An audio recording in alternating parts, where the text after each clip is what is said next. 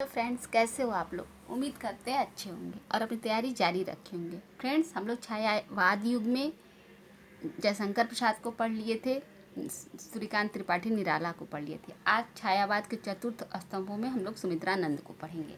यहाँ से भी बहुत प्रश्न बनते हैं, तो आइए इसको पढ़ते हैं। सुमित्रानंदन पंत का जन्म 1900 में उत्तरांचल जिला के अल्मोड़ा के कौशाम्बी ग्राम में हुआ था। जन्म के कुछ घंटे बाद ही मात्र स्नेह से वंचित हो जाने के कारण अल्मोड़ा की प्रकृति सुषमा ने इन्हें बचपन से ही अपनी ओर आकृष्ट किया और प्रकृति के उस मनोरम वातावरण का इनके व्यक्तित्व पर गंभीर प्रभाव पड़ा। पंथ में यथार्थ के विषय और दारुण रूप के अभाव का कारण भी कुछ सीमा तक प्रकृति के उस प्रभाव को माना जा सकता है। इनके मन में प्रकृति के प्रति इतना मोह पैदा हो गया था कि ये जीवन की नैसर्गिक व्यापकता और अनेक रूपता में पूर्ण रूप से आसक्त न हो सके। आइए पंत के जीवन पर मृत्यु को एक चार्ट के माध्यम से देखते हैं। पंत जी का जन्म 1900 ईस्वी अल्मोड़ा के कौशाम्बी ग्राम में हुआ था। इनका मृत्यु 1977 ईस्वी इलाहाबाद में हुई थी। इनके पिता का नाम गंगादत्त पंत था। बचपन का नाम इनका गोसाई दत्त था। याद रखेंगे, कभी कभी पूछ देता है गोसाई दत्त किसका नाम है बचपन का, तो सुमित्रानंदन पंत का है। ये अरविंद दर्शन से प्रभावित थे। इनकी प्रथम कविता कौन थी? गिरजे का घंटा 1916 ईस्वी में।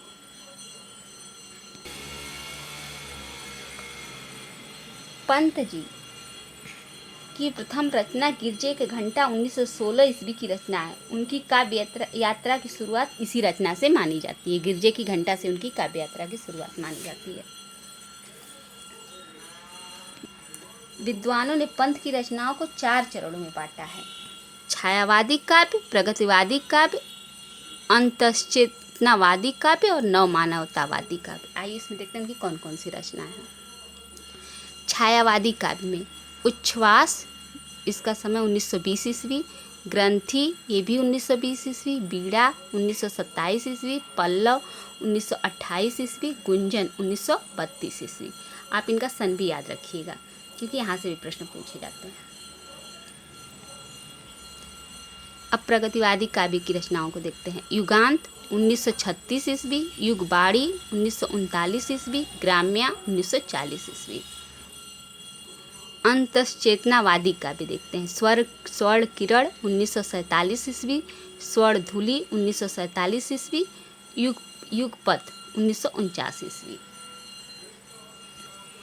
नवमानवतावादी काव्य को देखते हैं। उत्तरा 1949 ईस्वी, अंतिमा 1955 ईस्वी, कला और बूढ़ाचार 1959 ईस्वी, लोकायतन 1964 ईस्वी, चिदम्बरा 1958 ईस्वी। आइए थोड़ा थोड़ा उनकी रचनाओं को समझते हैं। पल्लव को छायावाद का मैनिफेस्टो माना जाता है। क्यों? क्योंकि इस काव्य का संकलन में लगभग 40 पृष्ठों की भूमिका है। पल्लव में कवि प्रकृति से तादात्म्य स्थापित करता है और अध्यात्म की ओर आकृष्ट होता है।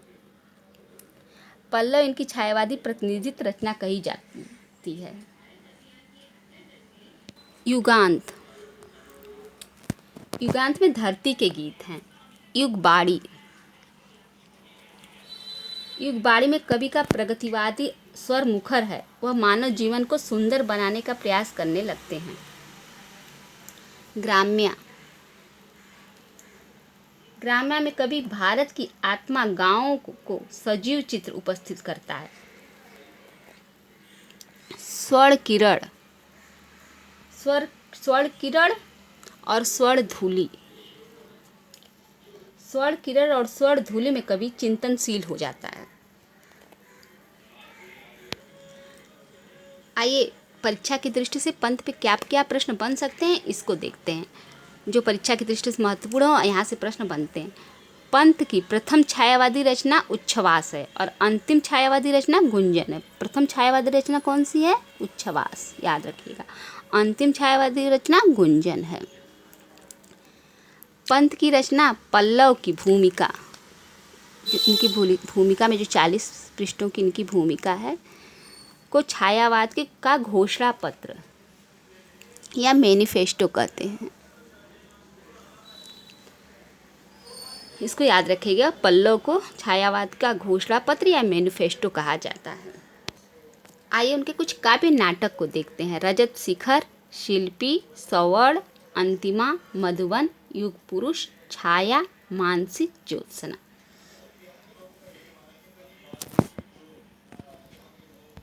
ज्योत्सना ज्योत्सना नामक काव्य नाटक की रचना भी छायावादी युग में हुई है और प्रकृति चित्रण से युक्त इन कविताओं की विषय वस्तु भी छायावादी है।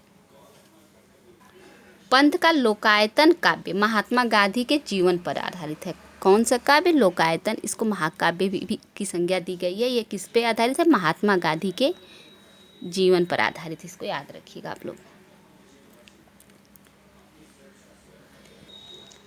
पंत जी संवेदनशील इंद्रिय बोध के कवि माने जाते हैं। क्या? संवेदनशील इंद्रिय बोध के कवि माने जाते हैं। इसको याद रखिएगा। पंत जी संवेदनशील इंद्रिय बोध के कवि माने जाते हैं। पंत जी को हिंदी का वर्ड्सवर्थ कहा जाता है। क्या कहा जाता है? पंत जी को हिंदी का वर्ड्सवर्थ कहा जाता है। पंत जी को हिंदी का वर्ड्सवर्थ कहा जाता है, याद रखिएगा। पंत जी क्या कहते हैं? इसको याद रखिएगा। कविता करने की प्रेरणा मुझे सबसे पहले प्रकृति निरीक्षण से मिली। ये किसका कथन है? ये पंत जी का कथन है। आइए देखते हैं हरिवंश राय बच्चन पंत जी के संदर्भ में क्या कहते हैं। जब सदियां बीत जाएंगी और हिंद की एकता की भाषा होगी, तब यह सहज स्पष्ट होगा कि राष्ट्रभाषा का यह कवि सचमुच उस राष्ट्र का जनचारण था। ये किसने कहा? ये हरिवंश राय बच्चन ने कहा। किसके संबंध में कहा है? पंत जी के संबंध में कहा। इसको याद रखिएगा। आइए देखते हैं पंत जी के किस रचना पे कौन कौन सा पुरस्कार मिला है। सबसे पहले ज्ञानपीठ पुरस्कार 1968 ईस्वी में किस पुस्तक पर मिली थी? पंत जी के चिदम्बरा पर। इसको आप लोग याद रखिएगा, पेपर में बहुत पूछता है। पहला ज्ञानपीठ पुरस्कार 1968 में चिदम्बरा पे मिला था पंत जी की। साहित्य अकादमी पुरस्कार 1960 में कला और बूढ़ा चाँद पे मिला था। ये बहुत प्रसिद्ध रचना उनकी, इसको आप लोग याद रखिएगा। कभी कभी पूछ देता है कला और बूढ़ा चाँद किसकी है, तो ये पंत की है और इस पे उनको साहित्य अकादमी पुरस्कार मिला था। सोवियत लैंड नेहरू पुरस्कार उनको लोकायतन पे मिला था। लोकायतन को महाकाव्य कहते हैं। इस पर उनको कौन सा पुरस्कार मिला था? सोवियत लैंड नेहरू पुरस्कार। पंत जी को पद्म भूषण से 1961 में नवाजा गया था। फ्रेंड्स, अब महादेवी वर्मा को छायावाद के स्तंभ कवियों में महादेवी वर्मा को कल की वीडियो में देखा जाएगा।